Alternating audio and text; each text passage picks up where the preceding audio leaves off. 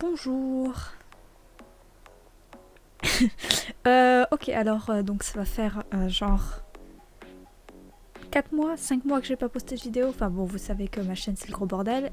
Cette vidéo ne fait pas exception. Surtout que du début jusqu'à la fin que j'ai fait ce dessin, je n'ai aucune idée de ce que je foutais. Et en plus, ça va inaugurer une espèce de nouvelle ère dans mes vidéos. Il y a un nouvel ère à peu près chaque vidéo, vu que je mets autant de temps à en poster une.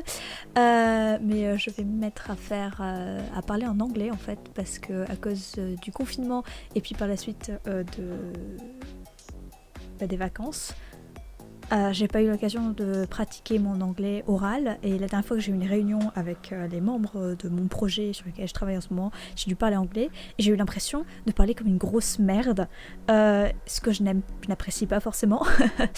Et donc j'ai décidé, je sais pas, de pratiquer en parlant par-dessus mes SpEeDpAInT ou ce genre de choses, et on verra ce que ça en sort. Donc je voulais essayer en fait de faire un truc en mode je parle du personnage que je dessine, parce que je suis très balèze à créer une backstory pour un personnage que j'ai fait une fois, mais malheureusement pour ce personnage je sais pas pourquoi il s'est rien passé dans ma tête, donc je sais pas, je vais juste dire des choses, et vu que tout est improvisé dans ce dessin, je vais continuer sur ma lancée en parlant par-dessus le dessin de façon totalement improvisée, c'est-à-dire qu'il y aura probablement des gros blancs où je ne saurais pas quoi dire. Est-ce que tout va bien? C'est bon? Tant mieux.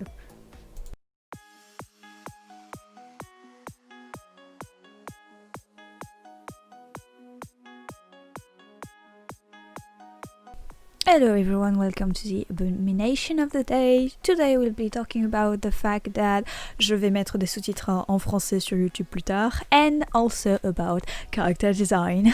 Why? Because that's all I know in my life. That's the only thing I can hold on to, and I have to talk about it. And also because I have no idea what else to talk about, and I could speak about character design for hours, so I guess it will do.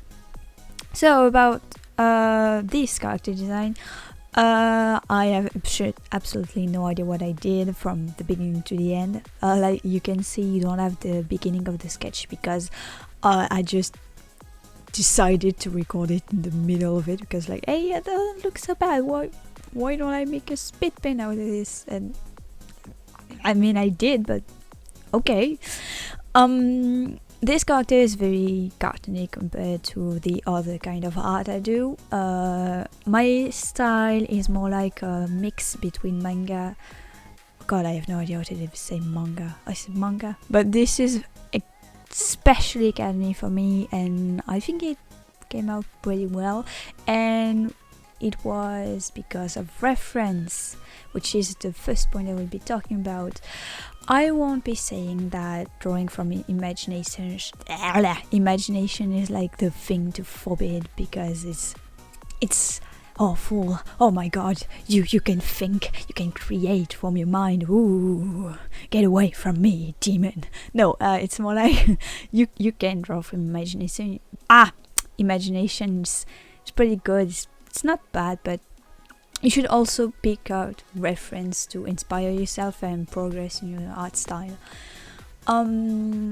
Also, character design, you can really follow one thing that will tell you what to do, because really it's all about the style, which is the second point I will be talking about. The style of your drawing and your character, and which world it will be in, will determine what it's going to be, what it's going to look like.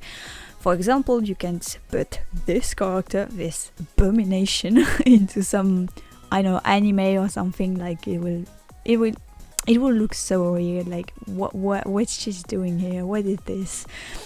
And there's, because she has details that made her.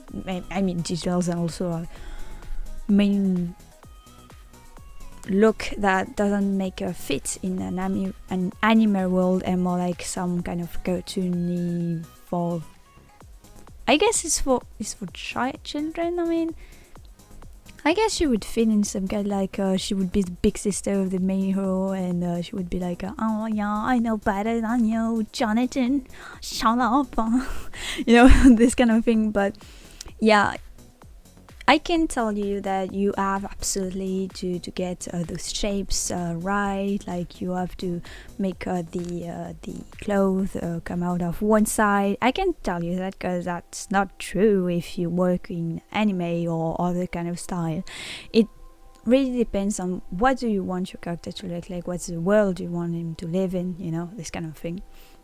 After that, yeah, you pretty much have to follow like their character. What does the appearance told you about them? Like when you see this character, you can tell that she's a bit I mean, she's like this kind of character. It's like, yeah, I know what I'm talking about. Why are you saying that? You know, this kind of thing. So it's pretty much what vibe she gives. And I mean, that was kind of the point. And like everything is telling you that. Like it's a pose, it's a look, it's everything, you know. And it's also small details, like for example the fact that she has bandages all over. Like why does she have them?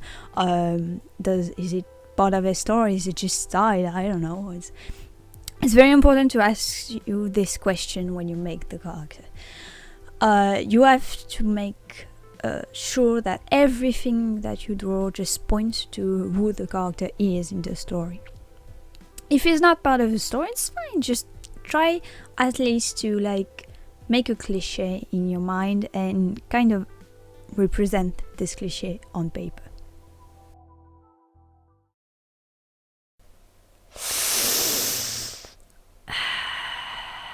Ooh la la la la.